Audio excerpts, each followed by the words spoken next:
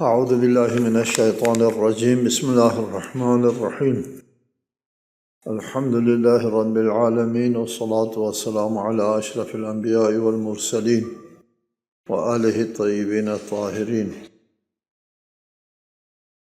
اعوذ باللہ من الشیطان الرجیم وما تفرقوا الا من بعد ما جاءهم العلم بغیا بینہم ولولا كلمة سبقت من ربك إلى أجل مسمى لقضي بينهم وإن الذين أورثوا الكتاب من بعدهم لفي شك منه مريب۔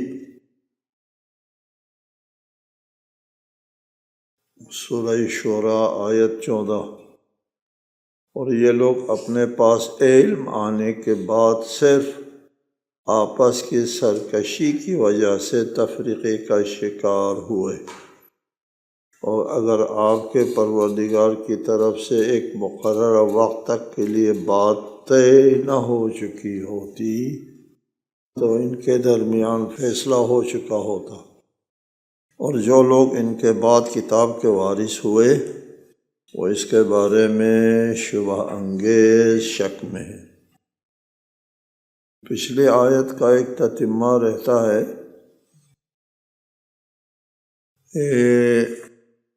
اللہ تعالیٰ نے شریعت بنانے کا حکم حضرت نوح کو دیا۔ حضرت نوح کے زمانے سے شریعت شروع ہو گئی، اور شریعت کے بنانے کے بعد یہ حکم آیا ان اقیموا الدین ولا تتفرقوا فیہ۔ اب دین بھی دے دیا، اور دین کو قائم رکھنے اور دین پر عمل کرنے کا طریقہ بھی شریعت کی روشنی میں دے دیا۔ اس کے بعد پھر دین کے اوپر استوار رہو، دین اور شریعت پر استوار رہنے کا بھی اللہ تعالیٰ نے حکم دیا، اور پھر تفرقہ مت ڈالو، ولا تتفرقوا فیہ، اقامہ دین میں تفرقہ، اقیموا الدین، اقیموا میں اقامہ ہے، اقامہ دین میں تفرقہ نہ ڈالو۔ دین کا قیام یعنی شریعت کا نفاذ، شریعت کا نفاذ دین کا قیام ہے، اقامہ دین ہے، اس میں تفرقہ مت ڈالو، سب لوگ مان جاؤ اس حکم کو، اس شریعت کو۔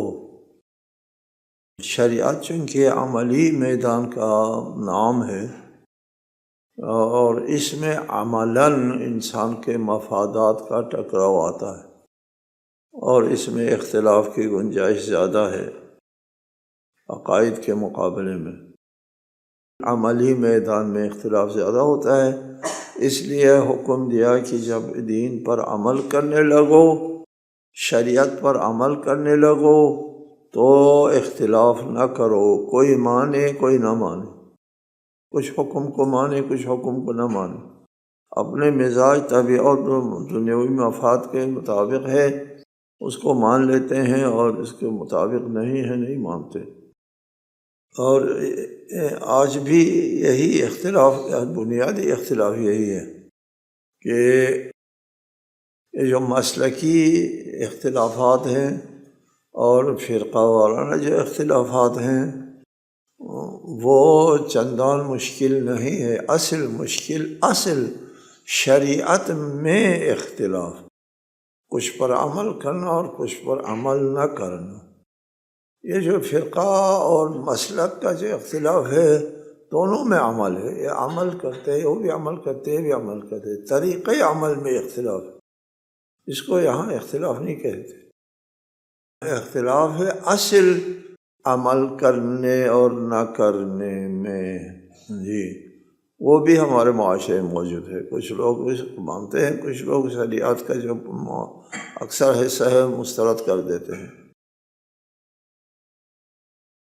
کبر علی المشرکین ما تدعوہم الیہ، مشرکین کے لیے بات بہت سنگین ہے کہ وہ ان کے معبودوں کو ترک کر کے صرف اللہ تعالیٰ کی عبودیت میں جانے کا جو حکم دیا جاتا ہے وہ ان کے لیے بہت سنگین ہے۔ آباء و اجداد کا مذہب چھوڑ کر ان کے خداؤں کو ترک کر کے اور ان کے خداؤں کو باطل قرار دے کر جسے ایک خدا کی طرف جو ہے بلایا جاتا ہے، یہ ان کے لیے بہت سنگین ہے۔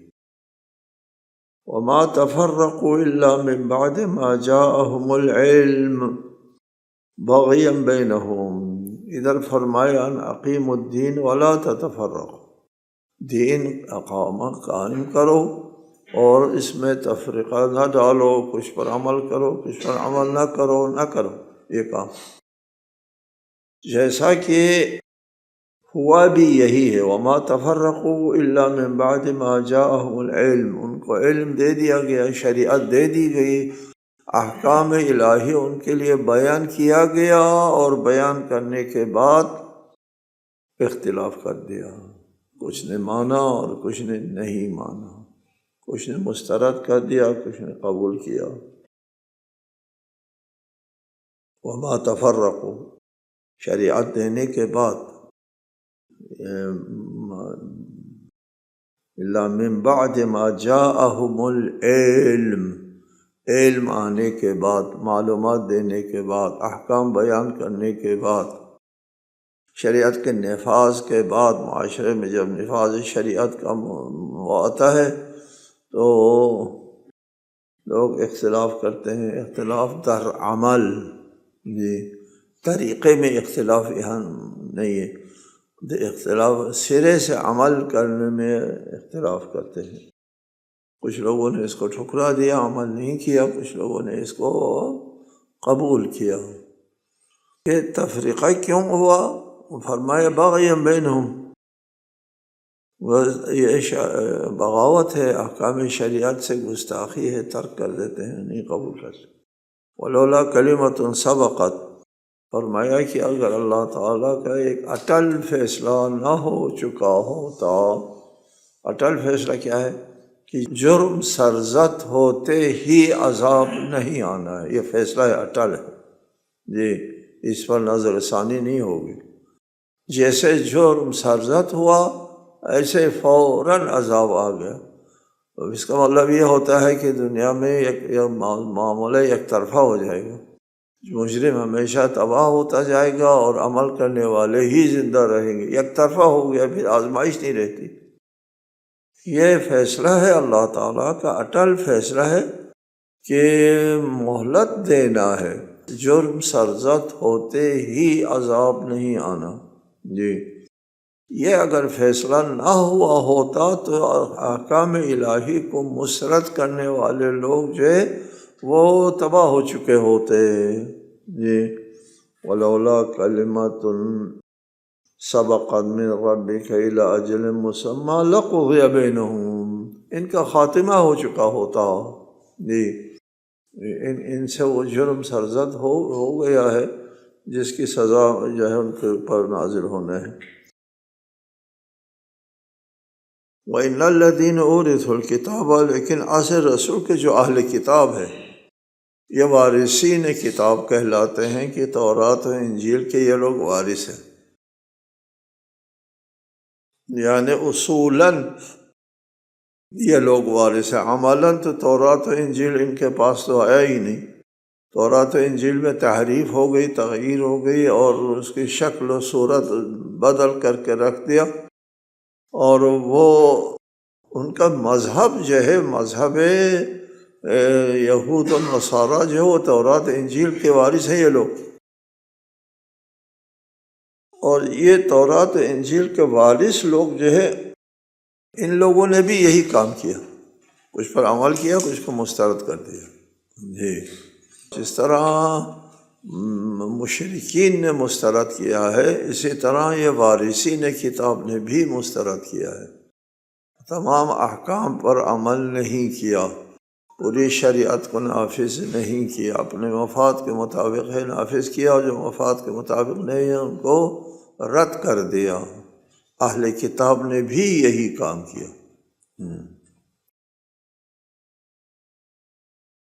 فَلِذَلِكَ فَادْعُ وَاسْتَقِمْ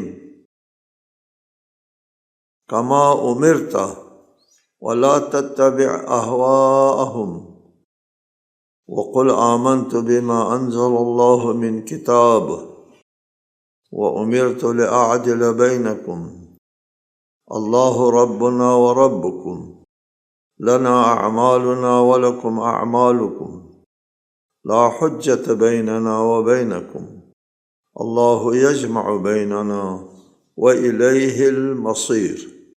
لہذا آپ ان کے لیے دعوت دیں، فدعو، اور جیسے آپ کو حکم ملا ہے ثابت قدم رہیں اور ان کے خواہشات کی پیروی نہ کریں۔ وَلَا تَتَّبِعْ أَهْوَاءَهُمْ، اور کہہ دیجئے اللہ نے جو کتاب نازل کی ہے میں اس پر ایمان لایا اور مجھے حکم ملا ہے کہ میں تمہارے درمیان انصاف کروں۔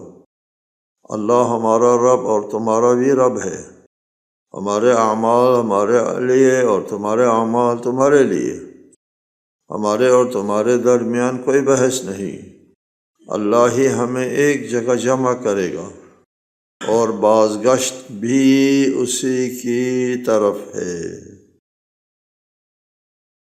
فَلِذَلِكَ، جب حالت یہ ہے کہ تمام لوگوں کو شریعت اور دستور حیات دیا گیا مگر لوگوں میں تفرقہ آ گیا، سب نے نہیں مانا، کچھ نے مانا کچھ نے نہیں مانا۔ جی، وَمَا تَفَرَّقُوا إِلَّا مِن بَعْدِ مَا جَاءَهُمُ الْعِلْمُ، علم آنے کے، شریعت دینے کے بعد انہوں نے تفریقہ کیا۔ فَلِذَلِكَ فَادْعُ، اور اسی لیے دعوت دیں، اور آپ اس کے لیے دعوت دیں کہ کچھ لوگ مانتے ہیں کچھ لوگ نہیں مانتے ہیں۔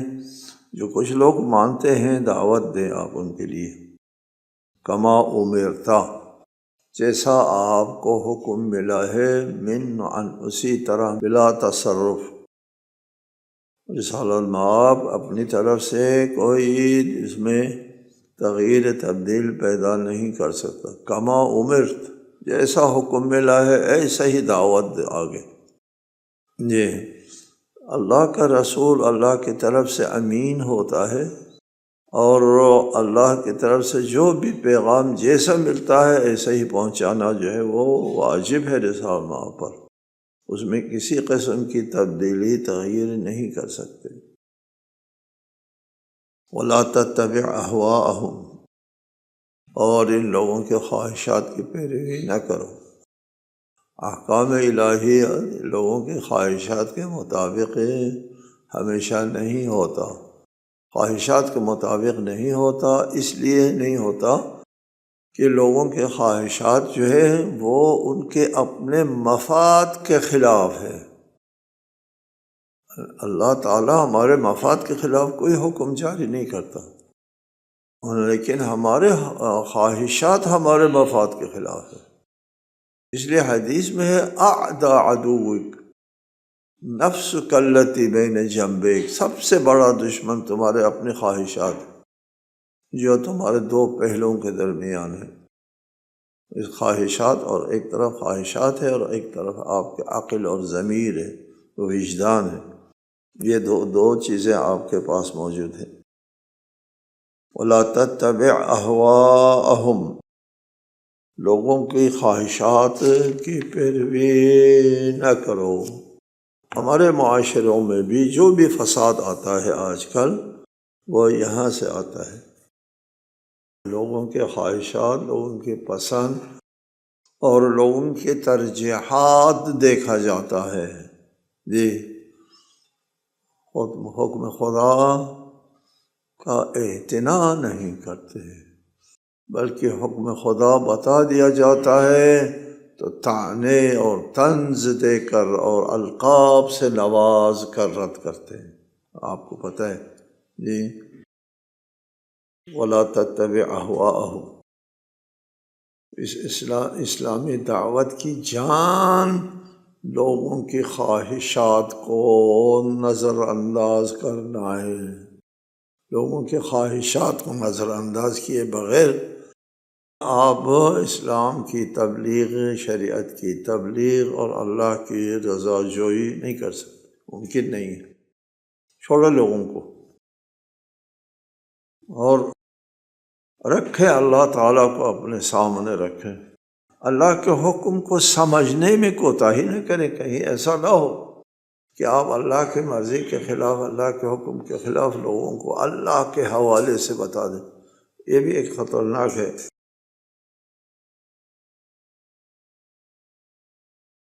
اور یہاں سے لوگوں کی خواہشات کی پیروی کرنے سے تو یہود و نصارہ نے اپنی کتابوں کا حلیہ بگاڑ دیا، مسخ کر دیا، تحریف کر کے کتاب اللہ کی شکل و صورت ختم کر دی۔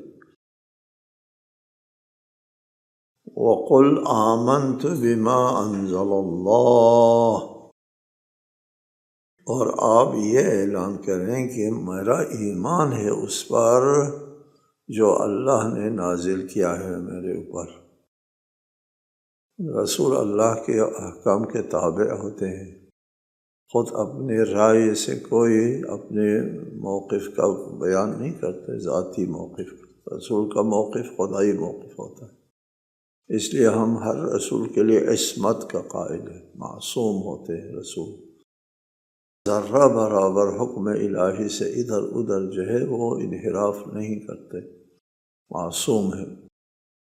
رسول بھی معصوم ہے، حکم خدا سے انحراف نہیں کرتے، ائمہ بھی معصوم ہے، حکم خدا سے انحراف نہیں کرتے۔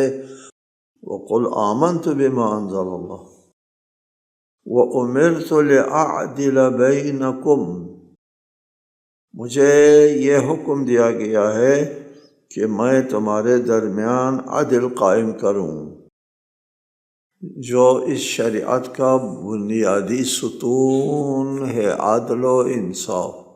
جب آپ شریعت قائم کرتے ہیں تو شریعت میں کہتے ہیں یہ آپ کے لیے حلال ہے، یہ آپ کے لیے حرام ہے، یہ آپ کا مال ہے، یہ آپ کا مال نہیں ہے، یہاں عدالت کی ضرورت ہوتی ہے۔ شریعت کے نفاذ میں عدالت چاہیے، کسی کے ساتھ زیادتی نہ ہو، کسی کے اوپر ظلم نہ ہو۔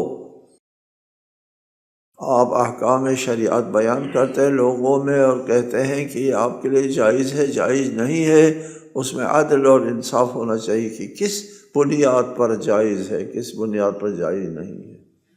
وَأُمِرْتُ لِأَعْدِلَ بَيْنَكُمْ، امر ہے رسالت میں آپ کو، یہ روح شریعت ہے، شریعت کی روح ہے عدل اور انصاف۔ جی، قرآن مجید میں کتنی تاکید ہے اس بات کے اوپر کہ لوگوں میں عدل قائم کرو، انصاف قائم کرو، اور اسلامی شریعت کی بنیاد ہی عدل و انصاف ہے۔ اللہ ربنا و ربکم، اللہ تمہارا مالک ہے اور ہمارا مالک، رب ہے۔ اللہ تعالیٰ کی ملکیت، اللہ تعالیٰ کے حاکمیت، ملکیت اور اللہ کا قبضہ قدرت جو ہے وہ تمہارے اوپر بھی ہمارے اوپر بھی ہے۔ اللہ کے قبضہ ملکیت میں ہے تم بھی ہم بھی، اللہ کا مملوک ہے ہم لوگ۔ اس میں کوئی امتیاز نہیں ہے، اللہ کے معبود ہونے میں اللہ سب کا رب ہے۔ یہ تمہارا قریبی رب ہمارا بعید کا رب نہیں ہے، برابر رب ہے سب کا۔ وہ یہود کہتے ہیں نحن ابناء اللہ و احباؤہ، ہم فرزندان خدا ہیں اور اللہ کے چاہیتے ہیں ہم لوگ۔ یہ مسلمان یہ نہیں کہتے ہم اللہ کے چہیتے ہیں، جی ہم کہتے ہیں ہمارا رب اللہ ہے، جیسے سب کا رب اللہ ہے۔ لنا اعمالنا ولکم اعمالکم، ہمارا یہ ایمان ہے کہ ہم اپنے اعمال کے ذمہ دار ہیں، تم بھی اپنے اعمال کے ذمہ دار ہو۔ یہود کہتے ہیں نہیں، ہم اپنے اعمال کے ذمہ دار نہیں ہوتے، ہم اللہ کے پیارے ہیں، اور ہم جب گناہ کرتے ہیں تو کچھ دن کے لیے تھوڑا سا ایک علامتی عذاب ہوگا، ایام معدودہ، اور ورنہ ہم پر عذاب نہیں ہوگا، چونکہ ہم اللہ کے پیارے ہیں۔ جی، ہمارا اسلام کا یہ عقیدہ نہیں ہے لنا اعمالنا ولکم اعمالکم، مسیحی ہو، یہودی ہو، مسلمان ہو، کافر ہو، سب اپنے اعمال کے خود جواب دہ ہیں۔ جی، کوئی کسی عمل کا ذمہ دار نہیں ہوگا، نہ اس میں کوئی ترجیحی بنیاد ہوگی، کسی کو عذاب دیا جائے گا، کسی کو عذاب نہیں دیا جائے گا، ایسا نہیں ہے۔ لا حجت بیننا و بینکم، جی، تمہارے اور ہمارے درمیان میں اصولاً کوئی بحث نہیں ہے، عملاً تو ہے، عملاً بحث کی نفی نہیں ہے، اصولاً کوئی بحث نہیں ہے۔ رب ہم سب کا اللہ ہے، اور سب کو اللہ کے سامنے جواب دینا ہے اپنے اعمال کا، اور اعمال میں امتیاز نہیں ہے، اللہ تعالیٰ کے رب ہونے میں بھی امتیاز نہیں ہے، کوئی قابل بحث بات نہیں، یہاں بحث نہیں ہونے چاہیے اس بات میں۔ جی، سب برابر ہے، سب اللہ کے بندے ہیں، سب کو ایک قسم کی سزا گناہوں کا، اپنے اعمال کی جواب دہی میں سب برابر ہے۔ لا حجت بیننا و بین، اس بارے میں، اس برابری کے بارے میں کہ اللہ کے بندگی میں سب برابر ہیں، اور اپنے اعمال کی جواب دہی میں بھی سب برابر ہیں، اس میں کوئی بحث نہیں ہے۔ جی، لا حجت بیننا و بینکم،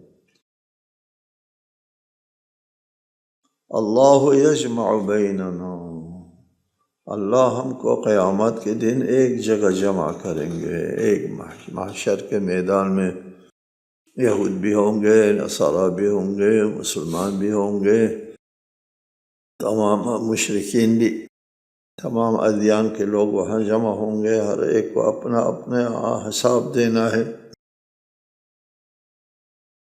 وہاں حق اور ناحق کا فیصلہ بھی سننا ہے، اور وہاں اپنے اپنے اعمال کے جزا بھی جو ہے وہ دیکھنا ہے، یہاں کوئی بحث کی جگہ نہیں ہے۔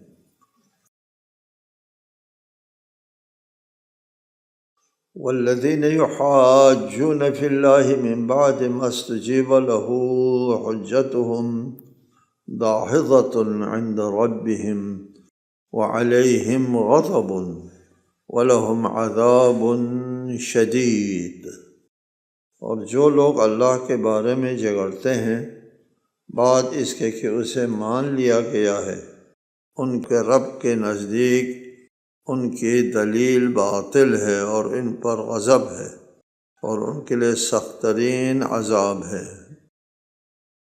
یحاجون فی اللہ من بعد ما استجیب له حجتہ،